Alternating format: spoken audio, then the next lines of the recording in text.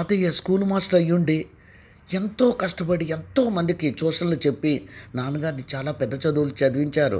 తాతయ్య అంత కష్టపడకపోతే నాన్నగారు ఏ క్లర్కో లేకపోతే ఏ చిన్న ఉద్యోగమో చేసుకునేవారు. తాతయ్యకి ఒకే ఒక కోరిక, తన కొడుకు చేతుల్లో తను చనిపోవాలి. నాకు అప్పుడు 10 ఏళ్ళు అనుకుంటాను. తాతయ్య శుభ్రంగానే ఉన్నారు, ఓల్డ్ ఏజ్ కానీ నాన్న నిన్ను బ్రతిమలాడారు.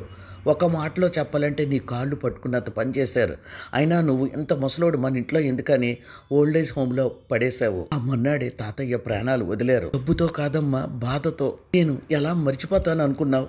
ఎందుకో తెలియదమ్మా, నీకు ఆ బాధ ఎలా ఉంటుందో ఒక్కసారి తెలియాలని ఇలా చేశాను. నేను కోసం ఒక్కసారి నేను లేకుండా 3 అంటే 3 రోజులుండు, తర్వాత నిన్నొచ్చి నేను ఇంటికి తీసుకొని వెళ్ళిపోతాను. నీ కొడుకు ఏ తల్లికి ఇలాంటి పనిష్మెంట్ ఇచ్చి ఉండడు.